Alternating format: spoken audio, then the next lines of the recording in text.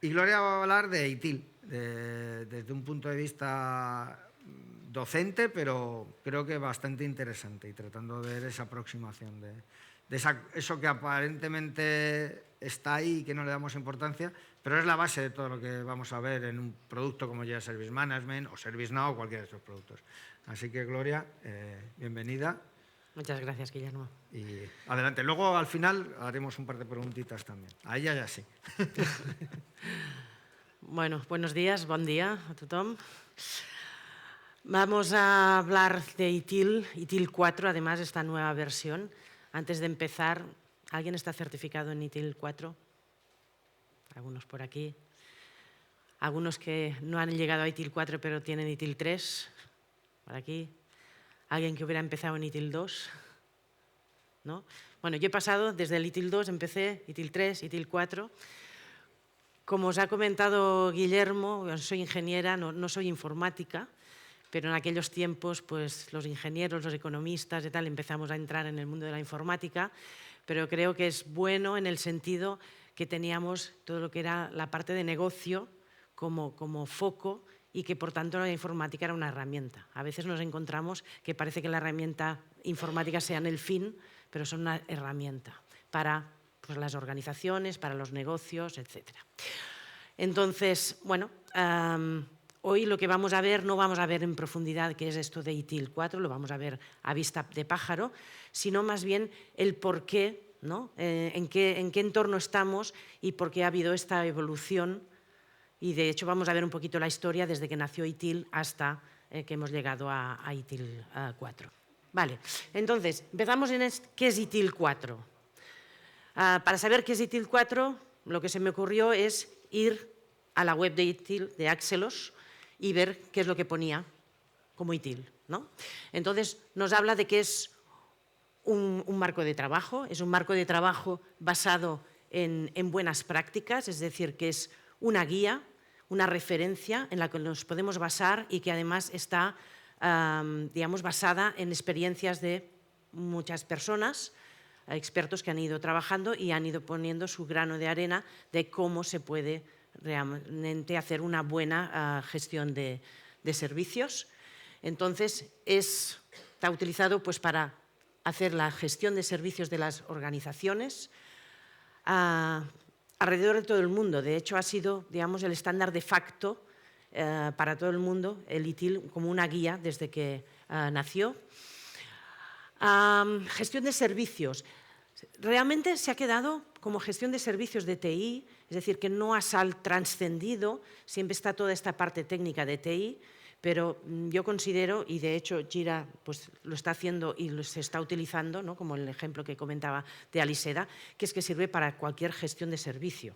Entonces, todos los conceptos sobre gestión de servicio, de atención al cliente, etcétera, etcétera, pues todo esto sirve aunque no estemos digamos, dando un servicio de TI, que evidentemente tendrá un TI por debajo, porque ahora ya tenemos TI en todas partes, ¿no? Incluso si somos un freelance solo, necesitamos TI, cualquier organización mínima necesita TI para todo, ¿no?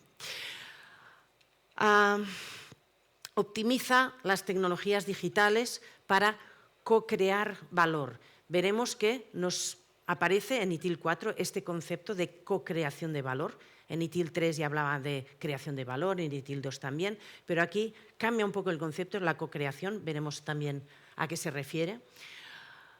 Nos ayuda, pues, de alguna forma a conducir la estrategia de negocio, ¿vale? Estamos en un mundo ahora muy cambiante, por tanto, tenemos que estar atentos a cómo va el mercado, cómo van las necesidades, cómo va la competencia y, por tanto, bueno, pues tenemos que estar alerta viendo cuáles son nuestras nuevas estrategias y TI nos tiene que acompañar pues, para poder poner todo esto en un time to market pues, que sea pues, adecuado.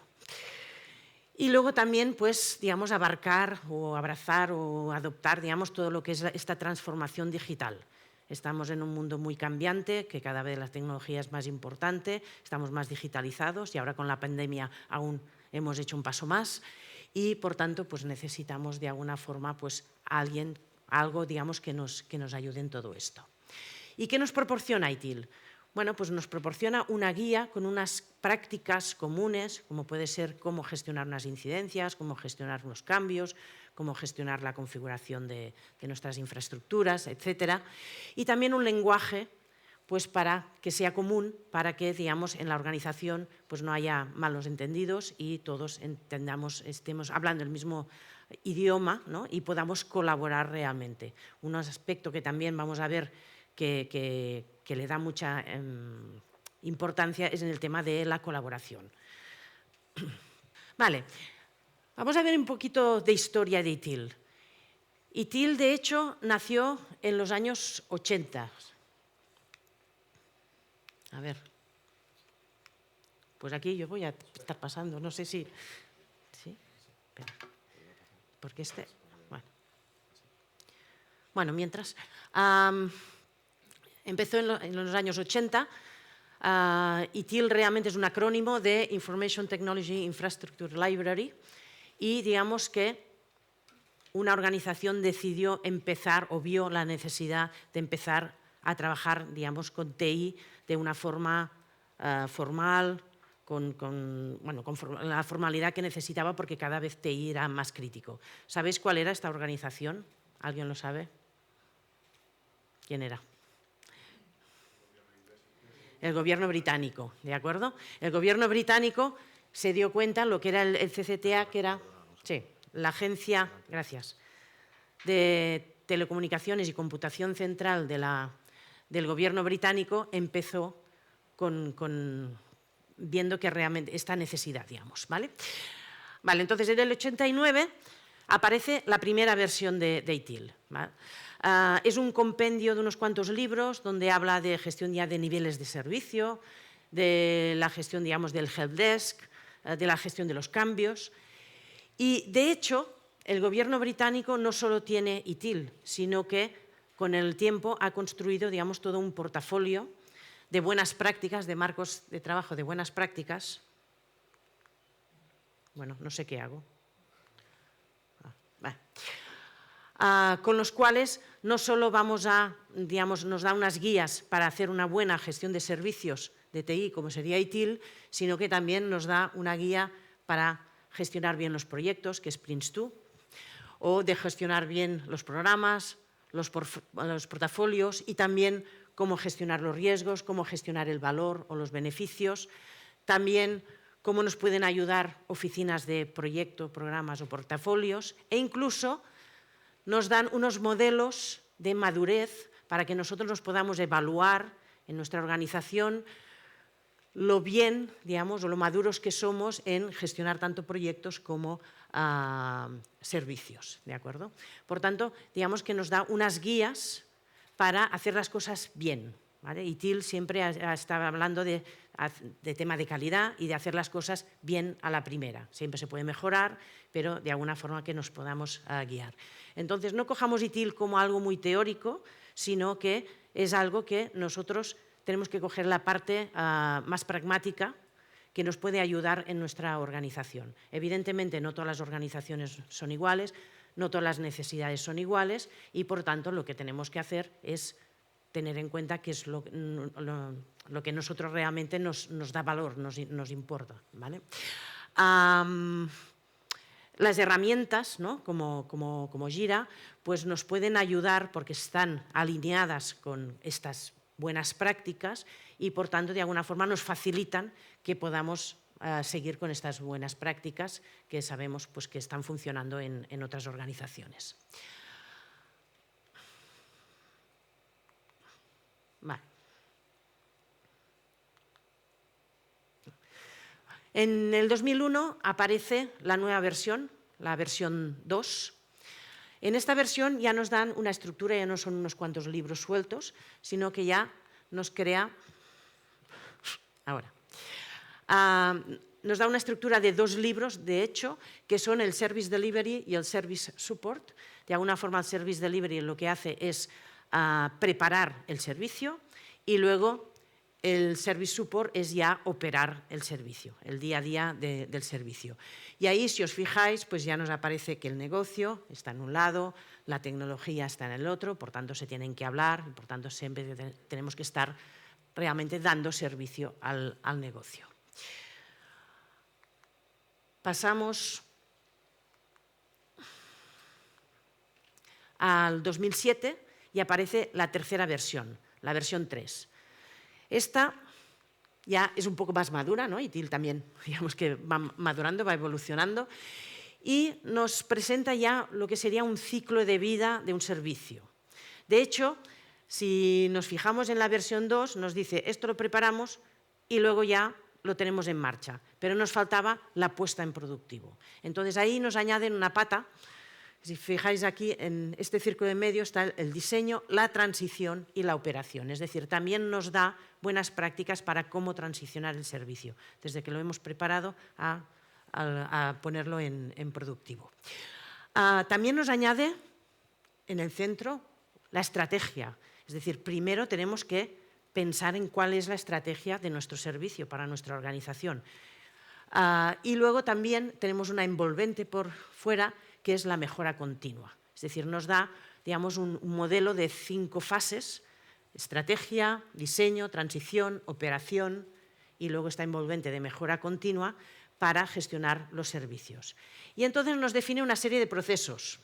Hay toda una serie de procesos, algunos de los cuales están embebidos directamente en una fase, como podría ser pues, el Release and Deployment Management, pero hay otros que, aunque los coloca en una determinada fase, como puede ser el Service Level Management, realmente son procesos transversales, porque desde la estrategia ya podemos pensar cuál va a ser nuestra estrategia para definir los SLAs, como luego los vamos a diseñar, los vamos a transicionar, poner en productivo, ¿vale?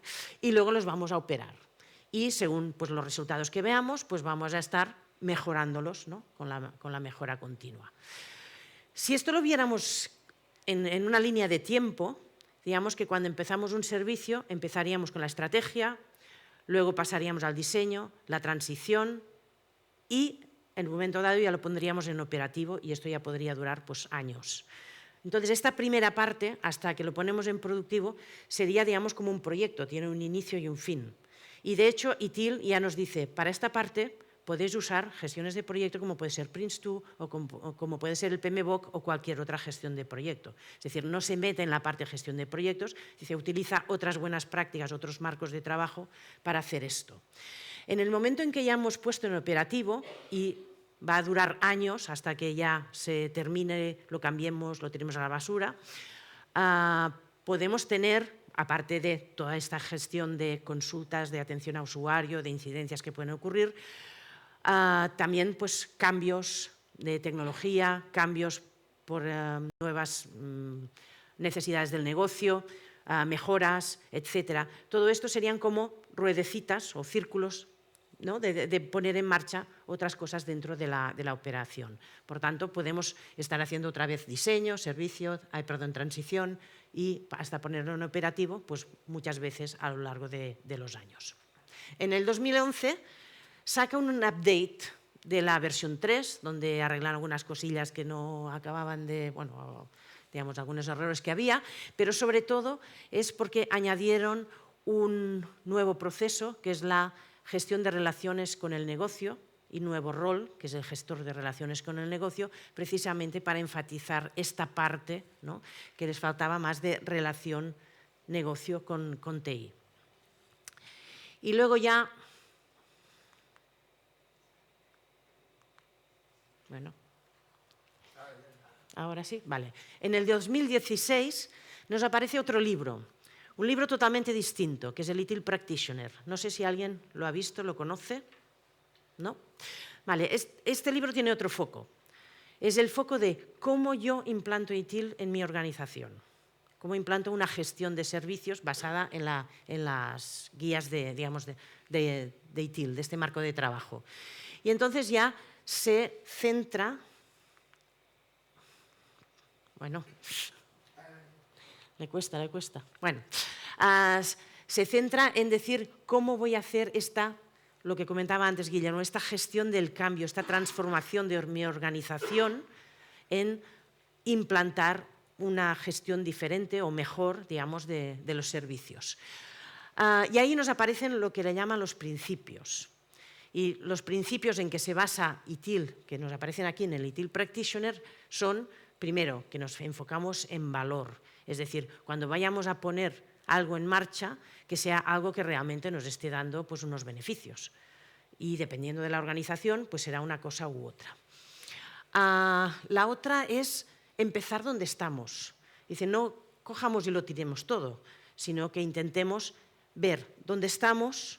Hasta ahora lo que hemos hecho ha ido bien, pero ahora lo podemos mejorar o lo tenemos que cambiar pues porque el negocio está cambiando y no podemos estar yendo, digamos, a la misma velocidad que el negocio. Entonces, bueno, pues son mejoras, cambios que se necesitan, pero intentemos siempre partir de lo que tenemos ahora. Y luego la otra cosa que nos dice es que intentemos no hacer un mastodonte y decir, bueno, pues ahora vamos a cambiarlo todo y hasta dentro de 2 años no vamos a tener nada, sino que vamos a hacerlo pues progresando iterativamente y además, muy importante, podemos ir obteniendo feedback, con lo cual vamos viendo cómo si lo que estamos implantando va mejor o no va mejor y podemos realinearnos según pues, los resultados que vayamos teniendo, ¿no? Colaborar y promover la visibilidad. Importante las personas. Ahí también aparece todo el tema de que hay las personas tienen que colaborar, los diferentes departamentos, entidades, tienen que colaborar y además se les tiene que comunicar, se tiene que ser visible lo que se está haciendo, a dónde se está yendo, etc. Este progreso iterativo, así pasito a pasito, nos dice, sí, pero lo tenemos que hacer teniendo una visión total de hacia dónde vamos, porque si no, a lo mejor no llegaremos realmente donde queríamos llegar. Entonces, esta photo finish la tenemos que tener clara hacia dónde queremos ir y entonces ir ya progresando pues, paso a paso. Otra cosa importante, mantener simple y práctico. Intentemos no hacer procesos mastodónticos, súper complejos. A veces, bueno, somos muy burocráticos en las organizaciones, deberíamos analizar realmente si estos pasos que añadimos a los procesos realmente nos están aportando valor o no, y si son necesarios o no. Y aparte de eso, que muchas veces queremos que este proceso pues, nos sirva para el 100% de las casuísticas, y esto hace que el proceso al final se convierta en muy complejo. Entonces podemos decidir si este proceso lo vamos a hacer simple y para que cubra el 90% de las casuísticas y luego ya tendremos un proceso adicional o incluso medio manual para este otro 10-5% que tengamos más complejo. Entonces, bueno, teniendo todo esto en mente nos puede ayudar pues, a no hacer procesos muy complejos. Y luego, por último, optimizar y automatizar. ¿Vale? El optimizar está relacionado con el tema de tenerlo simple, intentar minimizar los pasos y al mismo tiempo, pues ya que estamos en un entorno tecnológico, pues aprovechar, automatizar, minimizar los pasos que se tengan que hacer manualmente, pues porque esto nos da 2 ventajas. Por un lado, nos hace ganar tiempo porque no hay colas de espera y por otro lado, pues nos permite minimizar errores humanos que siempre pueden haber. Y por último ya, después del ITIL Practitioner, nos aparecerá ahora, la última versión que apareció en el 2019, en plena prepandemia, pues hay el ITIL 4. Yo, de hecho, me estuve preparando la certificación de transición del 3 al 4, pues ahí, confinada en casa, aproveché y dije, bueno, pues ya que no podemos salir, pues vamos a prepararlo. Pues entonces tenemos aquí el ITIL 4, que es la última versión y que nos da un modelo, si os fijáis, totalmente distinto. Parte de una oportunidad o una demanda pues, de un cliente y que al final lo que queremos es transformarlo en valor para este cliente. Y aquí nos pone pues, una cajita, que es el sistema de valor del servicio, que luego explicaremos un poquito en detalle. Vale. Entonces, antes de explicar el ITIL 4, quería también hacer algunos puntos así de la evolución del entorno, ¿no? De qué está pasando en el mundo y entender por qué ITIL pues, ha estado evolucionando y ha pasado a esta nueva versión. Bueno, primero, por un lado, estamos ahí despeinándonos, ¿no? De la velocidad que ha cogido todo el tema de tecnología. Empezamos pues, por lo que eran los mainframes y poquito a poquito ha empezado a acelerarse todo y ahora ya estamos con todo el tema de Internet, inteligencia artificial, ahora está lo del chat GPT, etcétera, etcétera, con lo cual, bueno, cada vez hay más cambios, más cosas que nos pueden impactar al negocio, que tenemos que estar alertas, que la competencia se nos puede comer enseguida con esas cosas, que nos pueden aparecer competencias que nunca se nos hubieran ni ocurrido que pudieran existir. Por tanto, bueno, todo esto pues, hace que estemos en este entorno que le llaman VUCA, ¿no? Que es muy volátil, que tiene mucha incertidumbre, que es complejo y que además es ambiguo, que no sabemos realmente ya ni por dónde vamos. Otra cosa que os quería comentar es, bueno, la Computer World University ha preparado una guía y una formación para directivos, porque se han encontrado que, claro, los directivos tienen que tomar decisiones en un mundo que está ahora, digamos, como de alguna forma, movido por la tecnología, o la tecnología es muy importante. Y entonces, bueno, andan muy perdidos. Entonces han preparado una formación en la cual, bueno, sería como el de finanzas para no financieros, pues es TI para los que no son de TI.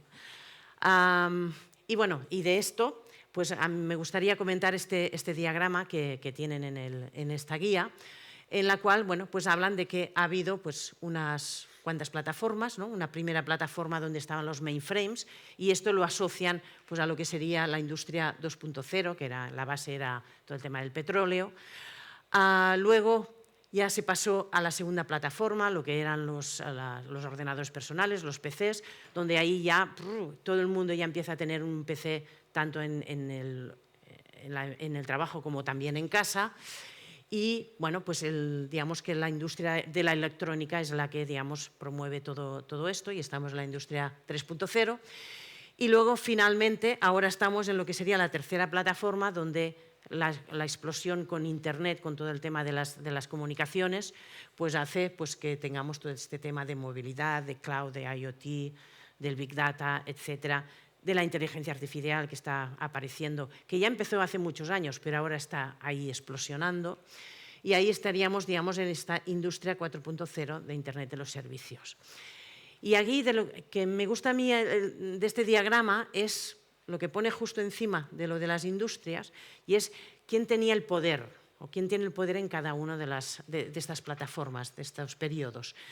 Al principio era pues, algo muy centralizado, los gobiernos eran los que tenían todo el poder, las empresas grandes eran públicas.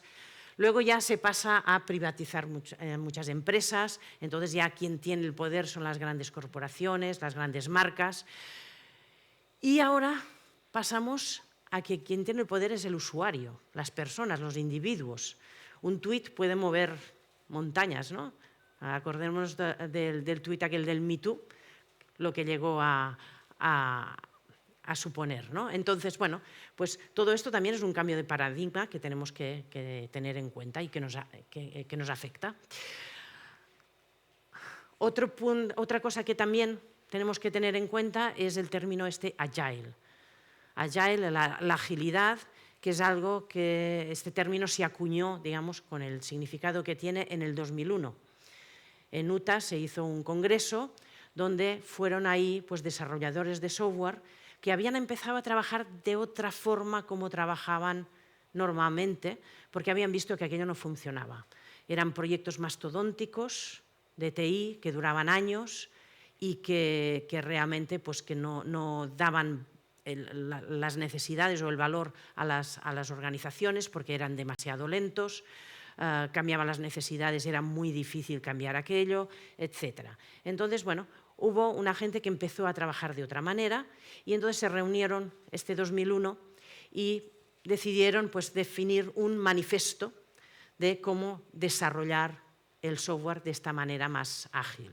Y entonces, bueno, en este manifiesto lo que nos cuenta es que hay, digamos, 4 declaraciones con las cuales dice la parte de la derecha es importante, pero la parte de la izquierda aún lo es más. No sé si lo conocéis, el manifiesto este, ¿todos?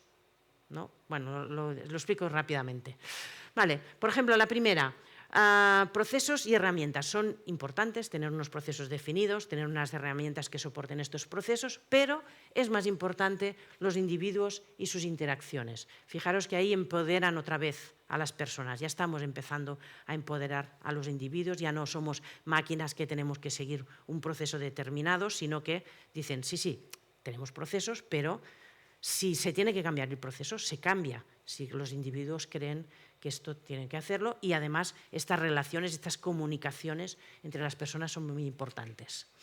Otro era la documentación, es importante, pero lo es más un software que esté funcionando. Entonces se habían encontrado que en estos proyectos mastodónticos que se hacían tipo cascada, el waterfall típico, ¿no? Donde primero pues, analizábamos los procesos, los diseñábamos, los programábamos, luego hacíamos las pruebas y al final los poníamos en marcha. Si el proyecto duraba 2 años y al cabo de 1 año y 2 meses decían paramos el proyecto, no teníamos nada, porque no teníamos ningún software terminado para poder en marcha. Igual estábamos en medio de la programación o en medio de las pruebas, etc. En cambio, ellos dicen otra manera de trabajar, hablan de otra manera de trabajar, que es hacerlo a trocitos, progresivamente. Y entonces lo que hacen es, pues, de todo lo que se tiene que hacer, lo cortan a pedacitos y entonces van haciendo pues, el diseño, la programación, las pruebas y lo ponen en productivo. Y otra vez y ponen en productivo. Entonces van haciendo paso a paso, o trocito a trocito. Con lo cual, si se para el proyecto al cabo de 1 año y 2 meses, se tiene toda una parte que ya está en productivo, está funcionando y además, si se ha priorizado bien, pues hemos hecho lo más importante. Por tanto, el impacto es mínimo, el hecho de que se pare el proyecto. Luego también negociación de contratos. Evidentemente, si trabajamos con terceros, tenemos que tener contratos, es un tema legal, pero nos dice la colaboración del cliente por encima de estos contratos, ¿de acuerdo? Por tanto, le está dando otra vez mucho énfasis a las personas, es decir, tenemos que estar colaborando, cliente-proveedor. No puede ser que el cliente me diga 4 cosas, yo me voy al laboratorio, hago lo que sea y cuando vuelvo resulta que el cliente me dice esto no es lo que yo necesitaba. Por tanto, tienen que trabajar codo a codo. Y luego, seguir un plan, evidentemente que es importante seguir un plan. Sin plan no hay control. En Agile también hay planes, pero más importante, responder al cambio. Es decir, tenemos que ser capaces de hacer planes que se puedan cambiar fácilmente, sin perder el control. Con todo esto también definieron los principios, y son unos principios que se parecen mucho a lo que hemos visto ahora del ITIL, porque realmente ITIL bebió de esto. Y del tema de Agile, bueno, pues, ¿qué tenemos? Pues empezó Scrum, ¿vale? Ya en los años 90, también empezó, cuando quiera, ahora, otro que se llamaba DSDM y luego, bueno, por temas de marketing, o bueno, cambiaron el nombre a Agile PM, estos dos más o menos son de la misma época, que son, digamos, metodologías ágiles, que luego ya le acuñaron el nombre, pero de momento era otra forma de trabajar. Luego también Prince2 en el 2015 sacó un libro adicional que es Prince2 Agile, que no es que defina una metodología ágil, sino que dice cómo trabajar con Agile con metodologías de desarrollo ágiles. Y entonces, bueno, ya de la forma como está concebido Prince2 ya está bastante fácilmente alineado con Agile, con lo cual nos dice qué es lo que tenemos que tener en cuenta para poder trabajar con un buen gobierno de proyecto a alto nivel, pero al mismo tiempo con un desarrollo ágil. Luego todo esto ya salió de los proyectos de desarrollo y pasó a los servicios, y ahí, por ejemplo, tenemos ITIL 4 y también tenemos el DevOps. de también hacer las cosas rápidas, con unos time to markets muy rápidos. En el DevOps es muy importante la automatización, pero también es muy importante la relación humana entre los equipos de desarrollo y los equipos de operación. Por tanto, no tienen que ser dos equipos que se estén peleando o no se hablen, sino que tienen que estar trabajando colaborativamente. Luego ya salió incluso de toda la parte de IT y tenemos, por ejemplo, el Scale Agile Framework, que ya, digamos, aplica Agile a toda la organización, ya sale de IT, en todos los departamentos podemos trabajar de forma ágil.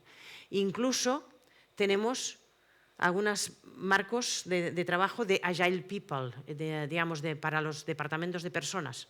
A mí no me gusta hablar de recursos humanos porque creo que no somos recursos, entonces departamento de personas, en lo cual sobre todo lo que se basan es en estos nuevos principios, sobre todo pues, de empoderar a la gente, de temas de colaboración, de temas de no culpar, etc. Un cambio, digamos, de mentalidad.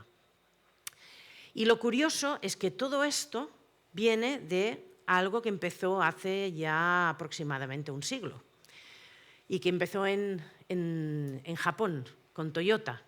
Empezaron pues, por una escasez de recursos a trabajar lo que era el Lean Manufacturing, donde bueno, pues intentaban identificar diferentes desperdicios, entre ellos el Work in Progress, ¿vale? Consideraban que era un desperdicio, y las actividades que, digamos, que tenían valor o que no tenían valor, pues intentar eliminar estas que no tenían valor.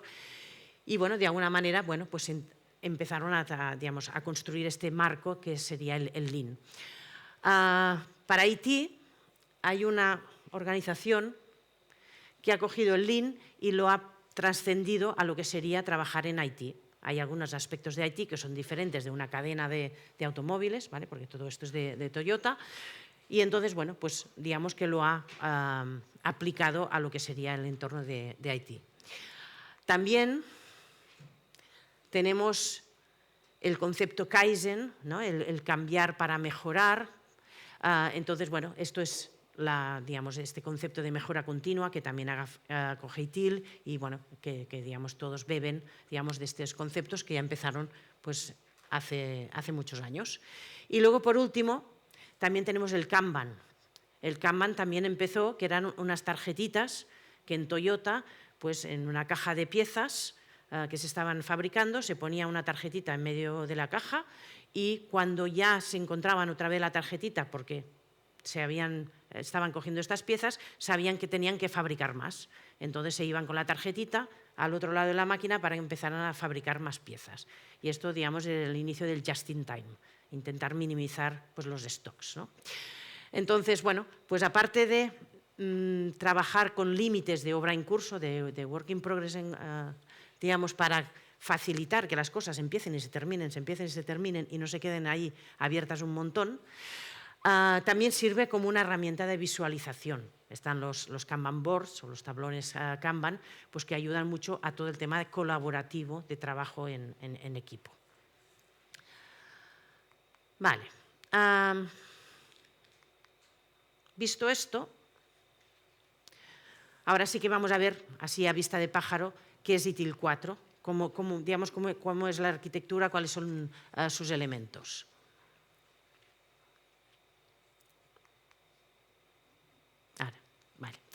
Vale, entonces habíamos visto este dibujito ya antes. Esto es lo que le llaman el sistema de valor del servicio y de allí pues tenemos que se inicia, o el trigger, digamos, es una oportunidad o una demanda de un cliente y el resultado, digamos, es ya poder sacar valor de aquello que se vaya, digamos, nutriendo por aquí en medio y que nos dé valor pues, al cliente. Entonces, ¿qué elementos componen este sistema, que sería como un ecosistema, donde todas las piezas tienen que encajar? Pues tenemos primero unos principios guía, que estos ya los habíamos comentado. ¿Vale? ITIL 4 los cambia un poquito, pero bueno, como estaba este dibujito ya, lo dejo ahí. Son muy parecidos. Luego también tenemos lo que sería el gobierno. Estamos en una organización, tendrá unas políticas, tendrá unos controles, tendrá unas guías. Todo esto, bueno, tenemos que estar, digamos, alineados con ello. Luego tenemos la cadena de valor del servicio, que la veremos luego, donde hay unas macroactividades que comentaremos. Y luego tenemos lo que serían las prácticas. Las prácticas, que antes en ITIL 3 le llamaban procesos, ahora le han cambiado el nombre a prácticas, porque dicen, es que no son solo procesos, son, digamos, tienen 4 patas. Los que habéis visto ITIL 3 hablaban de las 4 Ps, pues sería un poco esto. Los procesos y flujos de valor, pero también las personas y cómo se organizan estas personas. También qué información necesitamos, qué tecnología vamos a usar, tanto para el servicio propio como para gestionar el servicio. Y luego también, si trabajamos con terceros, pues toda la relación con estos socios o proveedores. Y bueno, con todo esto pues estará pues, la gestión de incidencias, la gestión de cambios, la gestión de relaciones con el negocio, etcétera, etcétera, pues están estas 34 prácticas. Esto ITIL 4 lo ha hecho con libros independientes cada una de ellas, porque han pensado que esto era lo que podía, digamos, modificarse más y por tanto que, bueno, que se modificara una pues sería, digamos, más ágil, ¿no? Que no tener que modificarlas todas a la vez, todo el libro. Luego tenemos lo que sería la mejora continua, donde sigue con el mismo modelo que ya tenía de mejora continua, en el cual lo que hace es como una rueda, bueno, o el ciclo de Deming, si os suena, ¿vale? Donde estaba el plan, do, check, act, de alguna forma va dando, digamos, vueltas a una rueda para ir mejorando, haciendo iniciativas de mejora. Entonces, lo que nos dice es, antes de empezar a dar una vuelta a la rueda, lo primero que tenemos que hacer es ver cuál es la visión de la organización. ¿Ha cambiado o no ha cambiado? Es posible que a lo mejor, pues por el mercado, por lo que sea, realmente se ha modificado. Por tanto, no vayamos a hacer mejoras yendo en una dirección que no es la correcta.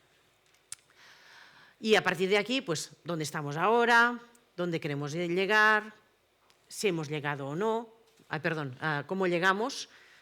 Es decir, ¿qué pasos tenemos que hacer? Los hacemos y luego ya vemos si hemos llegado o no hemos llegado. Y luego hay otro punto que también es muy importante, es cómo mantenemos el impulso. Los cambios se tienen que anclar. Hay muchos cambios que se ponen en productivo y luego poco a poco no se sabe cómo, pero la rueda se va para atrás y se dejan de hacer. Pues ¿por qué? Porque estamos las personas, ahora luego lo comentaremos, el tema de las personas que se tienen que transicionar, que tienen que desaprender para aprender algo nuevo y, bueno, de alguna manera tenemos que asegurar que se anclan estos cambios y entonces a partir de ahí pues ya pues vamos a ver otras iniciativas. Y luego ya por último, lo que sería esta cadena de valor del servicio, lo que nos hace es una estructura, ¿vale? Con unos elementos o macroactividades en los cuales nos dice, bueno, pues tenemos 6 macroactividades, una es planificar, la otra es mejorar, pero luego nos pone ya en medio, las que serían así como ya más específicas, aparece una nueva que no estaba en ITIL 3, que es involucrar, es decir, hay una conexión, digamos, ¿vale? Un contacto entre lo que sería el cliente, lo que sería el proveedor y, por tanto, digamos, este punto de encuentro es una actividad que tenemos que tener en cuenta. En el momento que nos pidan un requerimiento o que nos abran pues, una incidencia o lo que sea, tiene que haber pues, esta relación. Luego tenemos, cuando estamos creando el servicio, ¿os acordáis del ITIL 3?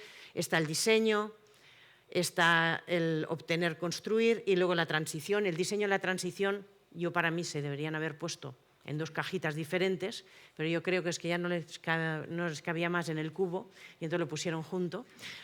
Pero bueno, se diseña, se hace el make or buy, depende, se obtiene o se construye, luego se pone en productivo y luego ya vamos a operar, que sería esta entrega y soporte.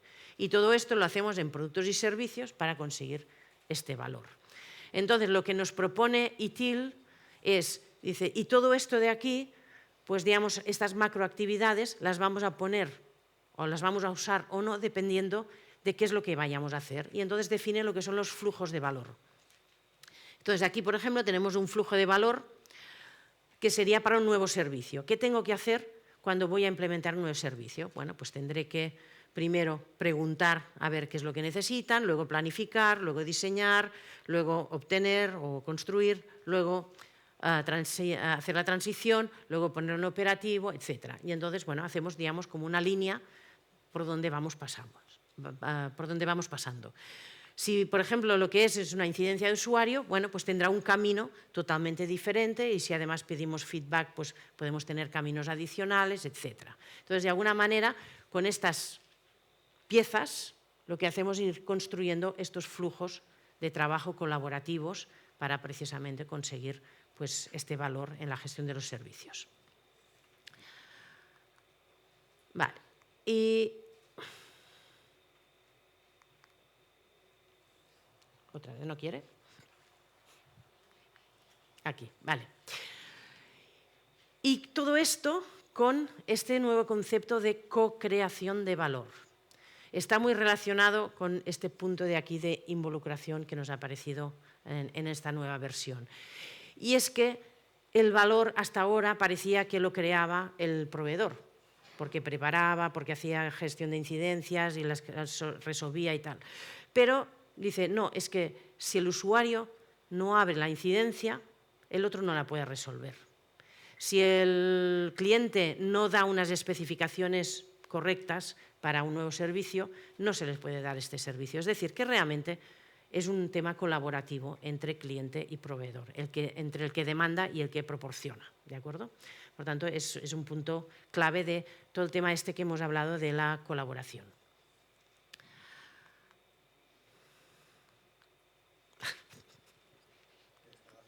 Bueno, venga. Bueno, es igual. Vale, entonces, por último, ya para terminar, implantar estas buenas prácticas en nuestra gestión de TI, de la gestión de servicios de TI, digamos que hay dos cosas que tenemos que tener en cuenta. Tenemos que adaptar y tenemos que adoptar.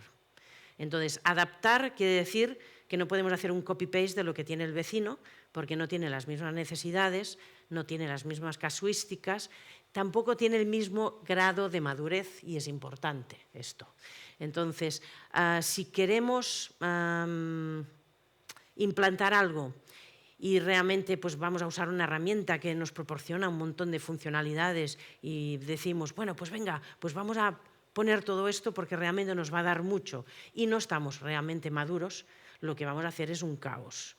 La gente no, van a ser procesos muy complejos, la gente no va a saber qué poner ahí como datos, entonces realmente lo que tenemos que hacer es empezar en pequeño, en sencillo. Normalmente estas herramientas nos permiten parametrizar realmente, pues si vamos a meter más información o menos, pues entonces ser cautos y empezar en pequeño y a medida que la gente vaya aprendiendo, los usuarios ya lo conozcan y el departamento de TI, entonces ya vamos digamos, elevando nuestro grado de madurez, y vamos a ir, digamos, de alguna manera, pues, añadiendo más cosas que nos puedan ayudar para tomar decisiones, etc. Pero empezar muy complejo es una mala práctica, ¿vale? Vale, y por otro lado, lo que os comentaba de adoptar. Tenemos que adoptar, por tanto, es un cambio. Las personas que están trabajando en el entorno, que estén tocando algo referido a la gestión de TI, pues les vamos a cambiar las herramientas, les vamos a cambiar los procesos, les vamos a cambiar la forma de trabajar que ahora va a ser más colaborativa, etc. Todo esto implica una transformación en la organización, implica un desaprender una forma de hacer y hacerlo de otra forma. Y por tanto, tenemos que tener en cuenta que tenemos que hacer una gestión del cambio. No gestión de los cambios, que es lo que se hablaba ahora, que ahora ya lo han cambiado por habilitación de los cambios, para que no se confunda con la gestión del cambio. Porque la gestión del cambio realmente es la gestión de la transición de las personas a lo largo del proceso de implantación de una iniciativa de cambio. Es decir, ponemos otra vez el foco en las personas. Tenemos que tener en cuenta que las personas se tienen que mover. Y muchas veces esto no lo hacíamos y digamos que muchos fracasos de proyectos eran precisamente porque no se había tenido en cuenta esto. Entonces, a mí me gusta, de alguna forma, clasificar los proyectos, estas iniciativas de cambio, en los que realmente afectan muy poco a las personas o a las que afectan muchísimo a las personas, ¿no? Entonces tenemos proyectos, por ejemplo, un cambio de la infraestructura de TI, de back office. Bueno, pues esto afectará a los técnicos que lo tengan que gestionar, pero para el usuario es transparente, ni se entera. Ya si cambiamos el sistema de TI, ya le cambiamos la pantalla. Entonces, bueno, ahí ya le estamos afectando más. Pero si encima le estamos cambiando los procesos, con además otro sistema TI o lo que sea, pues aún más les va a afectar. Y ya no si empezamos a hacer cambios organizacionales, que ahora ya no trabajamos en departamentos, sino que vamos a trabajar de forma más colaborativa, o incluso ya si cambiamos los valores realmente de la organización. Todo esto hace que el impacto en las personas sea mayor y, por tanto, esta transición se tiene que cuidar mucho más. Entonces, hablamos que hay una gestión de proyecto, que es al final los trabajos, digamos, un control, una gestión y un control de los trabajos que se tienen que hacer para conseguir esta iniciativa de cambio, y una gestión del cambio que es precisamente estar acompañando a estas personas. Entonces, a mí me gusta hablar de lo que serían las dos ruedas del cambio, que sería la gestión de proyectos, donde pues, vamos a tener en cuenta el tema del alcance, del tiempo, del coste, etcétera. Y, en cambio, la gestión del cambio pues, se preocupa más pues, del apoyo a las personas, del tema de la resistencia al cambio, etcétera. Evidentemente que en la gestión de proyectos hay también algo de personas, ¿no? De comunicar y digamos, gestionar las partes interesadas, los stakeholders, pero digamos que muchas veces necesitamos algo más, necesitamos ya unas personas adecuadas que puedan gestionar, digamos, todo esto. Y entonces, bueno, pues digamos que cuando creamos una iniciativa de cambio, queremos hacerla, pues tenemos que saber cuánta rueda de esta tenemos que poner, ¿vale? para que realmente pues, las personas hagan esta transición. ¿Y esto por qué? Bueno, pues porque las personas, por naturaleza, somos resistentes al cambio, unos más que otros, pero siempre es una incertidumbre. ¿Qué va a ser de nuevo? Yo, si esto lo he estado usando siempre igual durante 15 años y ahora me lo cambian, ¿sabré usarlo o no? ¿Qué pensarán de mí si no lo sé usar bien? Entonces, bueno, todos estos miedos hacen que la gente se paralice. Entonces, ¿qué tenemos que hacer? Acompañarles, fortalecerles, hacerles entender que es normal que les pase esto. De hecho, yo creo que es muy importante tener en cuenta la curva de aprendizaje. La gente, si le cambian algo que ya sabía hacer, de golpe le bajan el rendimiento hasta que lo aprenda a hacer otra vez de nuevo. Es como si estamos conduciendo un coche con marchas y pasamos a un coche automático. El primer día aprietas el freno pensando que es el embrague y te metes ahí A mí al menos me ocurrió. Entonces, bueno, que la organización desde arriba, digamos, haga visible, les comunique a los empleados que es normal que ocurra esto y que ya lo van a tener en cuenta y que no les van a pedir que tengan el mismo rendimiento en el momento que se ponga en marcha esto, sino que habrá un periodo y que realmente, bueno, pues les den formación, les den un espacio, digamos, un entorno donde puedan probar sin romper nada. Todas esas cosas pueden ayudar mucho a que la gente no se sienta tan asustada. Y luego ya, por último, a la gente tampoco le tenemos que poner una venda en los ojos para que pensemos que, es que si les comunicamos demasiado, estamos perdiendo tiempo, ¿no? Y lo que tienen que hacer es estar trabajando y no les importa para qué sirva esto ni para quién sea o lo que, ¿vale? Entonces, yo creo que es mucho más motivante pues saber para qué cliente trabajas, ¿no? Si estás, no sé, eres un técnico de Oracle, pues estar cambiando parámetros, pues saber que esto es para un cliente pues, determinado, que tiene unas casuísticas y entender la necesidad de por qué es tan urgente aquello, a veces también, ¿vale? De hecho, aquí hay una historia que es en la época medieval, ¿no? Hay un hombre que pasa por unas obras donde hay todo de personas pues ahí picando piedra. Entonces se va uno y le pregunta, ¿y tú qué haces? Y dice, pues yo picando piedra, que es que no lo ves. Luego se va otro que tenía como una cara un poquito más feliz y dice, ¿y tú qué haces? Pues mira, yo estoy haciendo una escultura. Ah, es que bien.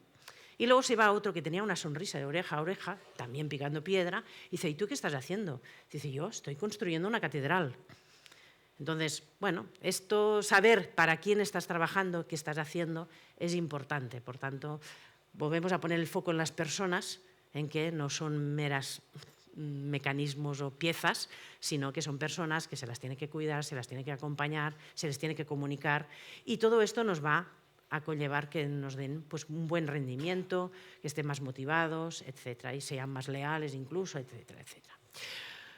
Y bien, pues hasta aquí lo que os quería contar. Muchas gracias.